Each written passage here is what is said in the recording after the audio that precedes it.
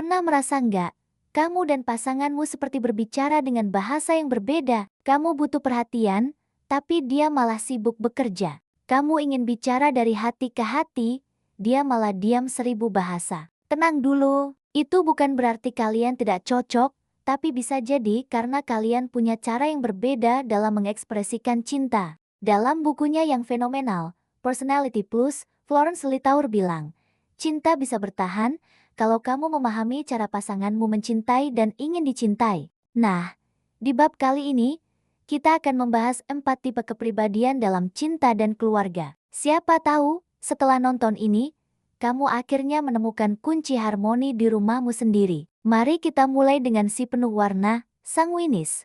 Dalam cinta, sanguinis itu ekspresif, hangat, dan emosional. Mereka menunjukkan cinta lewat kata-kata manis, sentuhan hangat, dan tawa yang renyah. Kebutuhan utama mereka adalah merasa dihargai, didengar, dan jadi pusat perhatian pasangannya. Kalau pasangannya terlalu sibuk, dingin, atau jarang memberi apresiasi, mereka bisa langsung merasa diabaikan dan tidak dicintai. Jadi, apa tipsnya menghadapi sanguinis? Pertama, dengarkan cerita mereka tanpa menghakimi, bahkan kalau ceritanya lompat-lompat. Kedua, beri pujian kecil setiap hari.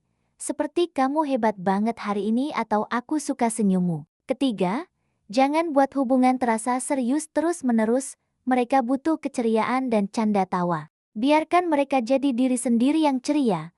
Jangan suruh mereka menahan ekspresinya. Seperti yang Florence tulis, cinta bagi sanguinis adalah perhatian yang nyata, bukan sekadar kata. Sekarang, kita beralih ke si pemimpin alami, koleris. Koleris ini bukan tipe yang akan memberimu bunga setiap hari atau menulis puisi romantis. Mereka menunjukkan cinta lewat tindakan nyata. Mereka melindungi, mereka memimpin, dan mereka yang mengambil keputusan sulit untuk keluarga. Mereka sering tampak keras, tegas, dan dominan, tapi di balik itu semua, sebenarnya mereka punya hati yang sangat setia dan tangguh.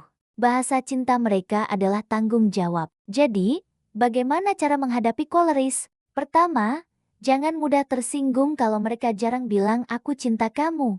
Perhatikan tindakan mereka. Saat mereka bekerja keras atau memastikan semua aman, itulah cara mereka bilang cinta. Kedua, jangan lawan mereka dengan emosi yang meledak-ledak. Hadapi dengan ketenangan dan logika. Ketiga, hargai kepemimpinan mereka, tapi ajaklah berdiskusi, bukan sekadar tunduk tanpa suara. Seperti kata Florence, koleris mencintai dengan tanggung jawab, bukan dengan drama. Selanjutnya, mari kita selami dunia si perfeksionis, melankolis. Mereka mencintai dengan intensitas yang sangat tinggi. Mereka tipe yang paling setia, tulus, dan akan mengingat detail-detail kecil tentangmu yang mungkin kamu sendiri sudah lupa. Ulang tahunmu, makanan favoritmu, cerita pertamamu, semua tersimpan rapi di memorinya. Tapi, karena mereka perfeksionis, mereka juga sangat mudah kecewa. Harapan mereka terhadap hubungan itu tinggi. Jadi, apa tipsnya? Pertama, jangan pernah abaikan hal-hal kecil, karena bagi mereka, itu adalah hal besar. Kedua, jelaskan perasaanmu dengan jujur dan mendalam, jangan buat mereka menebak-nebak isi hatimu. Ketiga, hargai kesetiaan dan semua pengorbanan yang mereka lakukan. Terakhir, saat mereka sedang murung atau cemas, jangan suruh mereka untuk santai aja.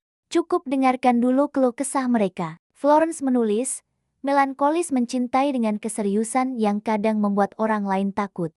Tapi justru disitulah keindahan mereka, cinta yang penuh makna dan kedalaman. Terakhir, ada si pencari damai, flegmatis. Punya pasangan flegmatis itu seperti punya oase di tengah gurun. Mereka adalah pasangan yang paling stabil, sabar, dan jarang sekali memulai pertengkaran. Mereka selalu berusaha menenangkan suasana dan mencari jalan tengah. Tapi, karena terlalu tenang, kadang mereka bisa terlihat pasif, tidak bersemangat, atau bahkan tidak peduli. Nah, bagaimana menghadapi mereka? Pertama, jangan paksa mereka untuk bereaksi cepat atau mengambil keputusan instan. Beri mereka waktu untuk memproses perasaan dan pikirannya. Kedua, jangan salah paham dengan diam mereka. Itu bukan berarti mereka tidak peduli, itu adalah cara mereka berpikir sebelum bicara. Ketiga, ucapkan terima kasih atas ketenangan yang mereka bawa ke dalam hubungan. Sadari bahwa ketenangan itu adalah kekuatan, bukan kelemahan. Florence Littauer berkata, "Pragmatis bukan tak bergairah, mereka hanya mencintai dengan cara yang tenang." Perbedaan kepribadian ini juga sangat terasa dalam dinamika keluarga. Bayangkan, seorang ayah koleris yang ingin semua serba cepat dan efisien, tapi punya anak pragmatis yang butuh waktu untuk mengerjakan segalanya dengan perlahan. Atau seorang ibu melankolis yang ingin rumah selalu rapi dan teratur, sementara anak sanguinisnya meninggalkan baju dan mainan di mana-mana. Ini bisa jadi sumber tawa, atau bisa juga jadi sumber masalah. Apa solusinya? Jangan paksa semua orang untuk menjadi sama. Ciptakan zona toleransi di dalam rumah.